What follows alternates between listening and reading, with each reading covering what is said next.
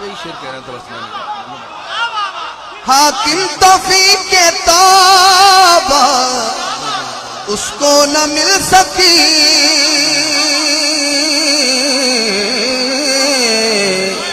حاکم توفیق کے توبہ اس کو نہ مل سکی، ایک بار جس سے ہو، ہاتھ اٹھا کے گواہی دے دیجئے، ایک بار جس سے ہو گئی ناراض فاطمہ، حاکم توفیق کے توبہ اس کو نہ مل سکی، حاکم توفیق کے توبہ اس کو نہ مل سکی، ایک بار جس سے ہو گئی ناراض فاطمہ، ایک بار جس سے ہو گئی ناراض فاطمہ۔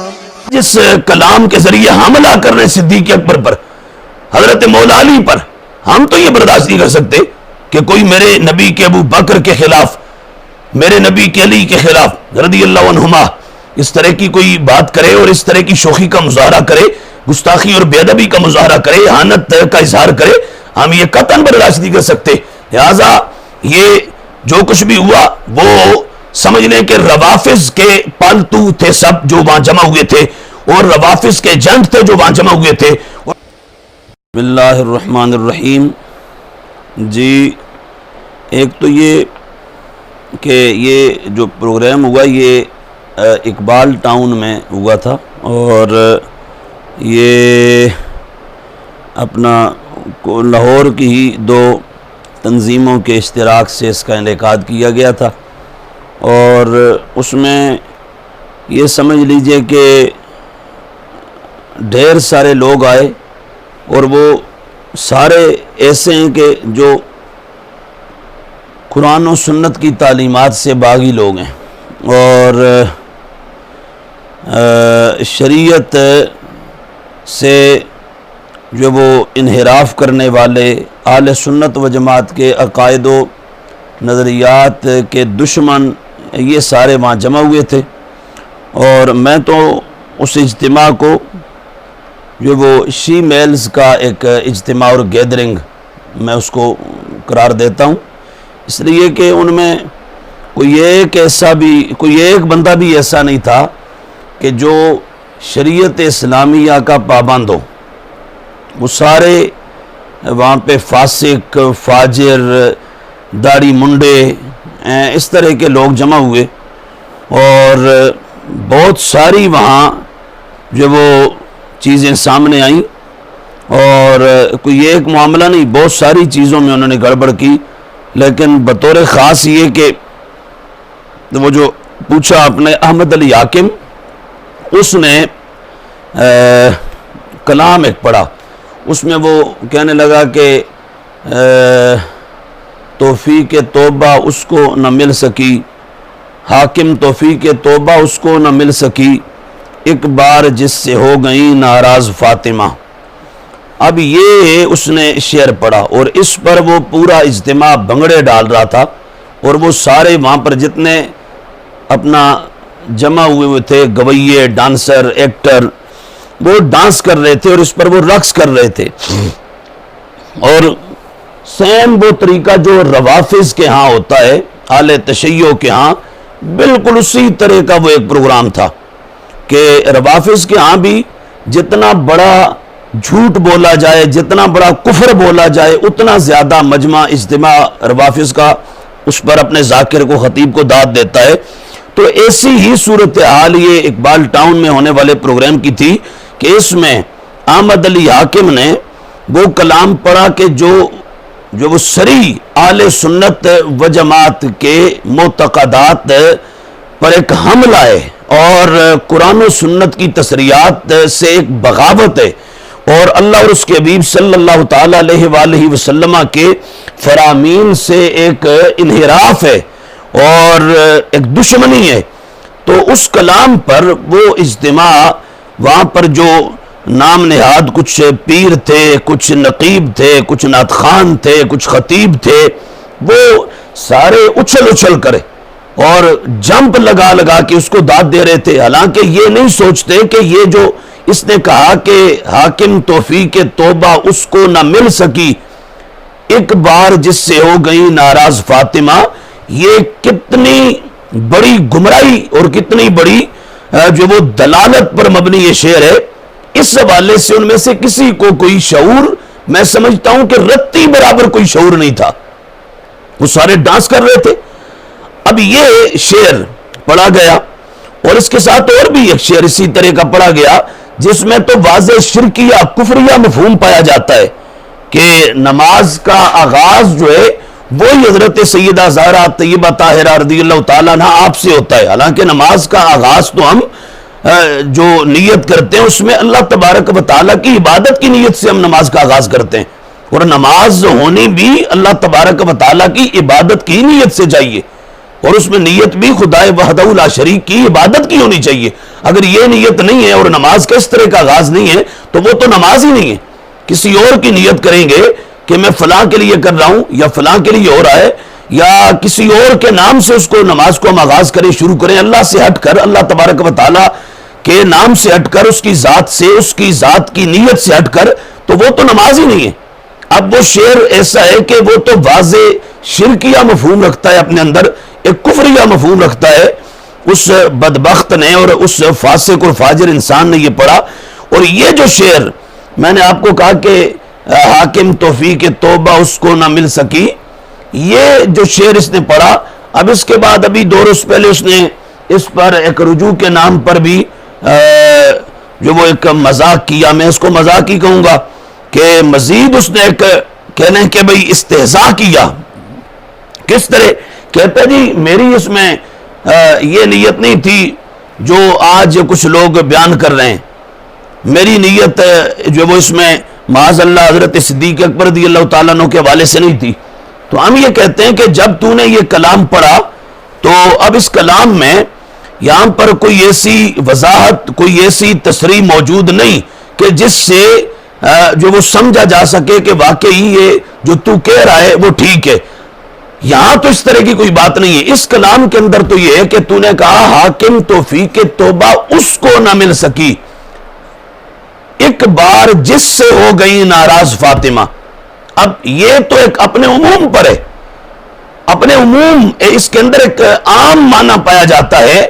یہ تو نے ایک مطلق بات کی ہے، ان جنرل بات کی ہے، ایک عمومی انداز میں بات کی ہے، اس میں کوئی تخصیص نہیں، اس کے اندر کوئی اپنا جو وہ قید و بند نہیں، اس کے اندر کوئی قیود اور حدود نہیں کہ کیا تیری مراد تھی۔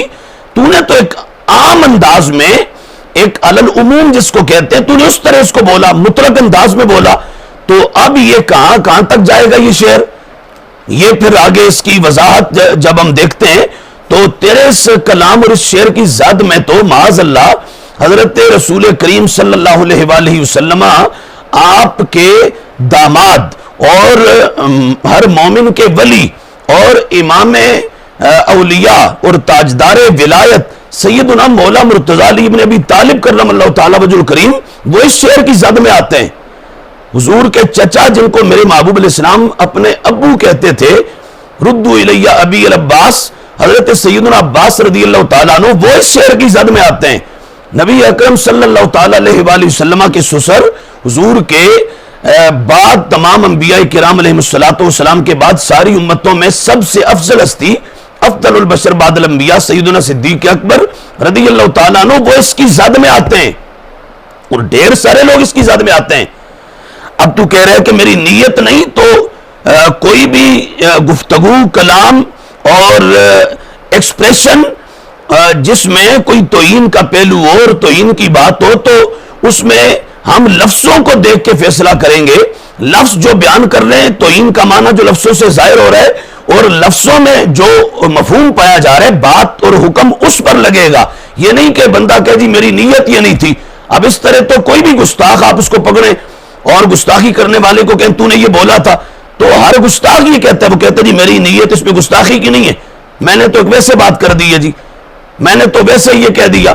تو اب یہ چیز معتبر ہی نہیں ہے، نیت تو اس میں پوچھی نہیں جائے گی. تو نے جو کہا وہ یہ کہ حاکم توفیق توبہ اس کو نہ مل سکی، ایک بار ہو گئی جس سے ناراض فاطمہ. اب سیدہ زہرا پاک رضی اللہ تعالیٰ عنہ آپ کی ناراضی یا ناراضگی اور یہ آپ کا ہجران کچھ وقت کے لیے حضرت مولا مرتضی علی کرم اللہ تعالیٰ وجہ الکریم کے ساتھ بھی ہوا، حضرت عباس میرے نبی کے چچا کے ساتھ بھی ہوا، حضرت جناب صدیق اکبر رضی اللہ تعالیٰ عنہ آپ کے ساتھ بھی ہوا. تو اب تیرے شعر کی زد میں تو یہ تینوں ہستیاں آ رہی ہیں، خود مولا علی آ رہے ہیں. اور یہ میرے سامنے اس وقت موجود ہے کتاب آل تشیع کی انوار نعمانیہ نعمت اللہ جزائری کی، اور اس کی جلد اول ہے، پیج نمبر اس کا 66 سے 66 ہے. اس پر یہ عبارت موجود ہے، یہ دیکھ لیجئے. اب یہاں پر پوری تفصیل کے ساتھ کہ حضرت سیدہ زہرا پاک آپ کو کچھ وقت کے لیے جو وہ ناراضی یا ناراضگی تو حضرت سیدنا مولا مرتضی علی ابن ابی طالب کرم اللہ تعالی وجہ الکریم سے بھی ہوئی تھی، اور یہاں پر یہ موجود ہے. اور شیعہ یہ یہاں پر تو یہاں تک ہے کہ شیعہ یہ نعمت اللہ لکھتا ہے، وہ کہتا ہے کہ نبی پاک علیہ السلام کے پاس جبریل نے آ کے کہا، کیا کہا کہ آپ جا کے آپ کو اللہ تبارک و تعالیٰ سلام کہتا ہے، اور اللہ فرماتا ہے علی کو بھی سلام کہو، اور جا کے فاطمہ سے یہ کہو کہ فاطمہ لیس لک ان تضربی علی یدیہ ولا تلزمی بثوبہ، کہ فاطمہ سے کہو فاطمہ تجھے یہ جائز نہیں ہے کہ تو علی کو مارے، اور تجھے یہ جائز نہیں کہ تو علی کا جو وہ کپڑا اس کو پکڑ لے. اور صورتحال یہ تھی کہ سیدہ زہرا پاک نے وَأَخَذَتْ بِطَرَفِ ثَوْبِ عَلِيٍّ رضی اللہ تعالیٰ عنہ، آپ نے مولا علی کا دامن پکڑ لیا، اور مولا علی کہہ رہے ہیں چھوڑ دیں، سیدہ پاک نہیں چھوڑ رہی. اب یہ ساری بات میں اس پوری عبارت پڑھنا مقصود نہیں، اور نہ یہ سارا کچھ، میں صرف یہ واقعہ یہ عرض کرنا چاہ رہا ہوں کہ یہاں پر یہ شیعہ کتاب کے اندر موجود ہے کہ سیدہ زہرا پاک کو کچھ وقت کے لیے غصہ اور کچھ وقت کے لیے آپ کو ناراضگی مولا علی سے بھی ہوئی، اور یہ شیعہ کی کتاب میں، اور صرف اس میں نہیں ہے، یہ شیعہ کی حق الیقین ہے ہمارے پاس. اس کے اندر تو بڑے عجیب الفاظ ہیں. سیدہ زہرا پاک مولا علی پہ اتنا غصے ہوئی کہ کہا تو ایک جنین ہے، جنین وہ بچہ جو ماں کے پیٹ میں ہوتا ہے، جنین اس کو کہتے ہیں. کہا تو اس کی طرح چھپ گیا اندر آ کے، باہر کیا ہو رہا ہے تو اس کی خبر ہی نہیں لے رہا. تو یہ اس طرح کے واقعات باقاعدہ شیعہ کتابوں میں موجود ہیں سیدہ زہرا پاک کے حوالے سے کہ مولا علی کے ساتھ بھی آپ کا یہ معاملہ ہوا. تو اب احمد علی حاکم اگر تیرے شعر کو لے کہ حاکم توفیق توبہ اس کو نہ مل سکی، ایک بار جس سے ہو گئی ناراض فاطمہ، تو پھر اس کا مطلب یہ کہ مولا علی کو توبہ کی توفیق نہیں ملی. معاذ اللہ، مولا مرتضی توبہ کی توفیق نصیب ہوئے بغیر دنیا سے چلے گئے. یہ کتنی بڑی گستاخی کر رہے تو بدبخت انسان. مولا مرتضی علی کرم اللہ تعالیٰ وجہ الکریم، جن کی ذات کو میرے مصطفیٰ نے مومن اور منافق کے درمیان ایک کسوٹی کے طور پہ ڈکلیئر کیا، فرمایا مومن منافق میں فرق کرنا ہو تو میرے علی کی ذات کے ذریعے ہوگا. اب یہ حضور کے ارشادات اور ڈھیر ساری شانیں مولا علی کی کرم اللہ تعالیٰ وجہ الکریم، میرے آقا و مولا صلی اللہ تعالیٰ علیہ وآلہ وسلم کے انتہائی محبوب، اللہ کے محبوب مولا علی کرم اللہ تعالیٰ وجہ الکریم، یہ تیری یہ اپنا جو وہ منقبت اور یہ اپنا جو وہ تیرے گستاخانہ اشعار اور یہ کلام، یہ بے ادبی پر مشتمل یہ تیرا بیان، اس کی زد میں تو مولا علی آ رہے ہیں، مولا علی کرم اللہ تعالیٰ وجہ الکریم آ رہے ہیں اس کی زد میں. یہ شیعہ کتابوں میں موجود ہے کہ سیدہ زہرا پاک کچھ وقت کے لیے مولا علی سے ناراض ہوئی تھی. تو پھر جس سے سیدہ پاک ایک بار ناراض ہو گئی، اس کا مطلب اس کو پھر توفیق توبہ نہیں مل سکتی. یہ تو فیصلہ دے رہا ہے اور یہ اعلان کر رہا ہے، اور وہ باقی جتنے وہاں بیٹھے تھے وہ چلو چل کے داد دے رہے تھے، رقص کر رہے تھے رقاصے سارے، ان کو بھی شرم آنی چاہیے، اور تجھ جیسے بدبخت کو بھی حیا کرنی چاہیے، شرم آنی چاہیے. بونے قد کے لوگوں، ایک گٹھ تمہارے قد نہیں ہے، اور بدبختوں حملے کرتے ہو ان ہستیوں پر جن کو قرآن اور سنت نے قیامت تک کے لوگوں کے لیے معیار ایمان قرار دیا. اہل بیت کے نفوس پر حملے کرتے ہو، صحابہ پر حملے کرتے ہو، ان کی عزتوں پر حملے کرتے ہو. اب اس کی زد میں مولا علی آ رہے ہیں، یہ جو تو نے کلام پڑھا، اور اس جس کی زد میں صدیق اکبر آ رہے ہیں.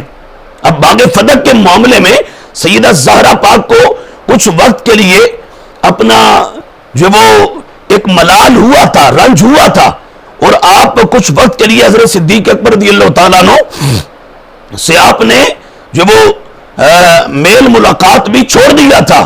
یہ کچھ وقت کے لیے ہوا تھا. تو اب یہ تو پھر تیرا کلام اس کی ضرب معاذ اللہ جا کے صدیق اکبر کو لگ رہی ہے، حضور کے چچا عباس کو لگ رہی ہے. یہ تین مقدس ہستیاں تیرے اس کلام، اس گستاخانہ کلام کی زد میں آ رہی ہیں. یہ کیا بولا جا رہا ہے اہل سنت کے سٹیجوں پر؟ عوام کو دھوکہ دے رہے ہو. کھل کے کہو ہم رافضی ہیں، شیعہ ہیں. ادھر دفع ہو جاؤ، ان کی مجلسوں میں جاؤ، وہاں جا کے جو مرضی بھونکنا ہے بھونکو. اہل سنت کی عوام کو، عام سادہ لوگوں کو اہل سنت کا ٹائٹل استعمال کر کے دھوکہ مت دو.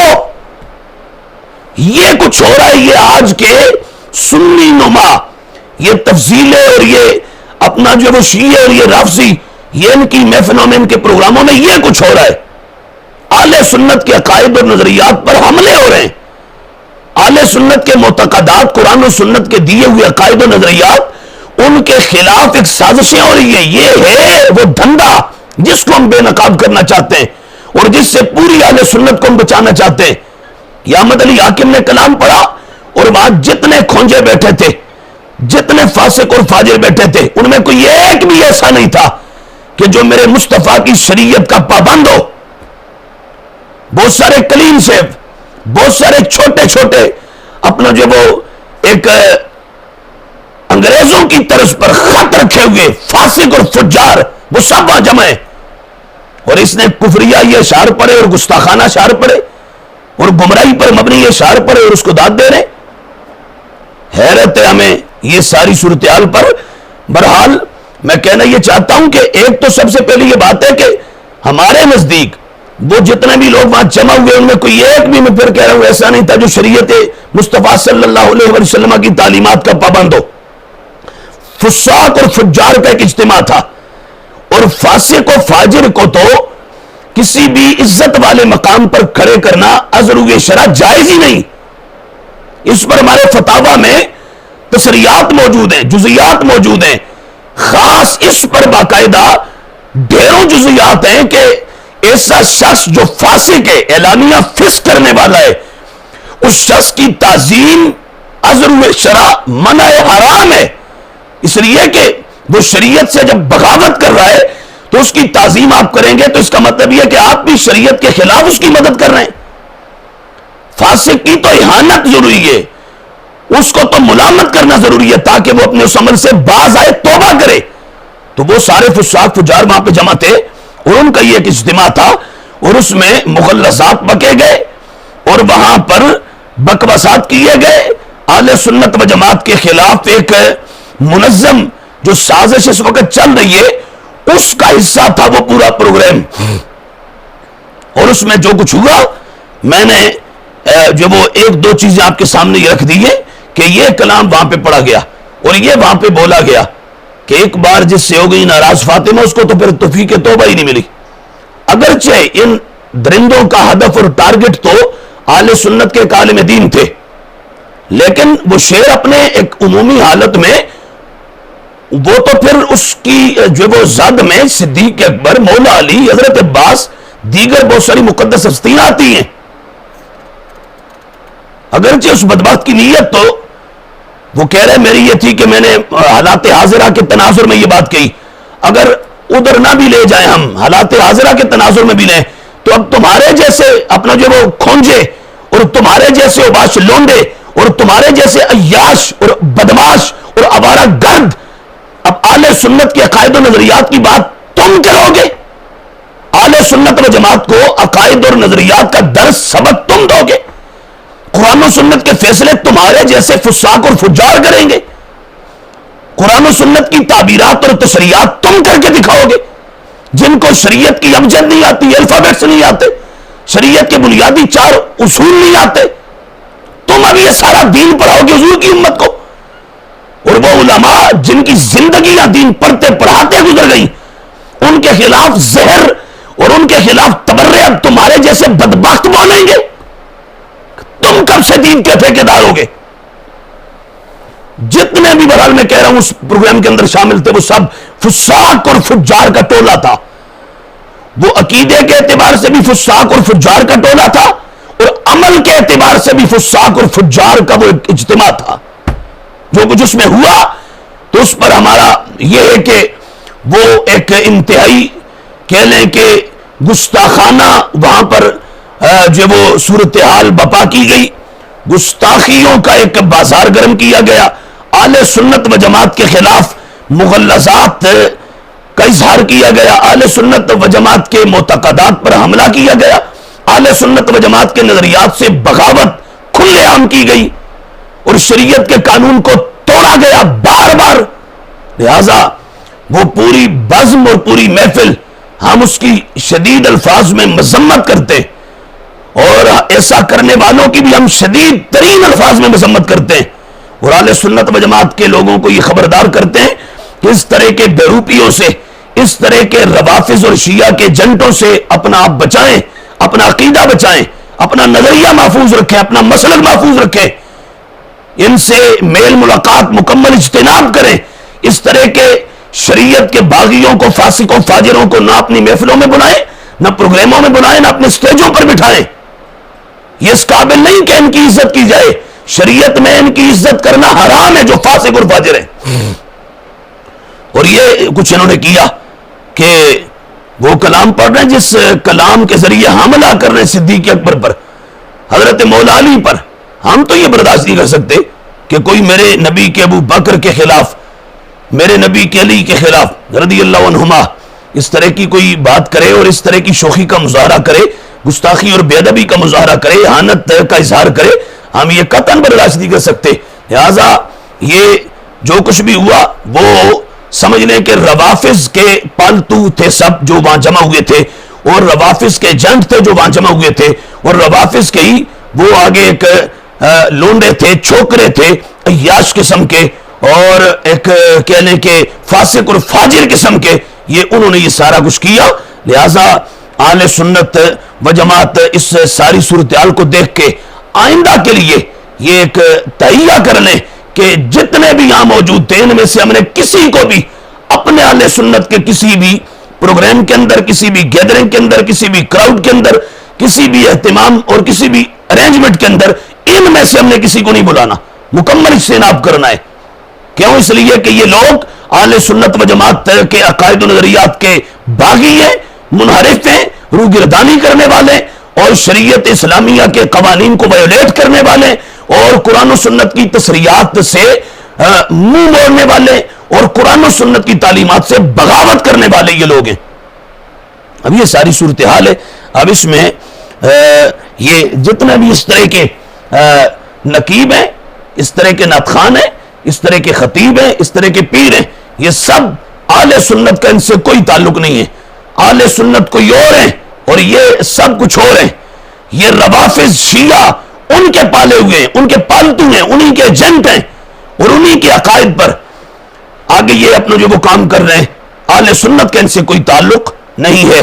اہل سنت و جماعت جو وہ پابند ہیں 1400 سالہ اسلاف اکابرین کی تعلیمات کے اور بالخصوص ہم پابند ہیں امام اہل سنت، مجدد دین و ملت، پروانہ شمع رسالت، ماہی بدعت، حامی سنت، آقا نعمت، باعث خیر و برکت، کنز الکرامت، جبل استقامت، بطل حریت، صاحب رشد و ہدایت، مخزن علوم شریعت و طریقت و معرفت و حقیقت، شیخ الاسلام والمسلمین، حقیقی شیخ الاسلام والمسلمین. وہ شیخ الاسلام نہیں ہوتا جس بدھو کو بنیادی صرف و نحو کے قاعدے بھی نہ آتے ہوں، جس کو یہ نہ پتا ہو کہ مضاف مضاف الیہ کا اعراب کیا ہوتا ہے، جس کو یہ نہ پتا ہو کہ فاعل مفعول کا اعراب کیا ہوتا ہے، جس کو یہ نہ پتا ہو کہ مبدل من اور بدل کا اعراب کیا ہوتا ہے، جس کو یہ نہ پتا ہو کہ موصوف صفت کا اعراب کیا ہوتا ہے، جس کو یہ بنیادی گرامر کی یہ چیزیں نہ آئیں اور جس کو یہ نہ پتا ہو کہ زبر کہانی ہے، زیر کہانی ہے، پیش کہانی ہے، جس کو یہ بنیادی اپنا جو وہ عربک گرامر کے قواعد اور اصول نہ آتے ہو وہ شیخ الاسلام نہیں ہوتا. ہاں شیخ فی الاسلام ہوتا ہے, اسلام کا ایک بڈھا, یہ ضرور کہہ سکتے ہیں, لیکن شیخ الاسلام نہیں. شیخ الاسلام والمسلمین معجزۃ من معجزات سید المرسلین الشاہ امام احمد رضا خان قدس سرہ العزیز رضی اللہ تعالیٰ عنہ منور اللہ مرقدہ, ہم اعلی حضرت کے عقائد و نظریات پر آنکھیں بند کیے ہوئے ہیں, اور اعلی حضرت کی تعلیمات, آپ کے ارشادات, آپ کے فرمودات اور آپ کی تعبیرات اور تشریحات ہم ان کے جو وہ ماننے والے اور ان کو فالو کرنے والے ہیں. ہم امام اہل سنت امام احمد رضا رضی اللہ تعالی عنہ آپ کے غلام ہیں. جو ہمارے امام نے وضاحت کر دی, اس خطہ میں جو آپ نے دین کی تعبیرات اور تشریحات عطا فرما دی, ہم صبح قیامت تک ان کے پابند ہیں.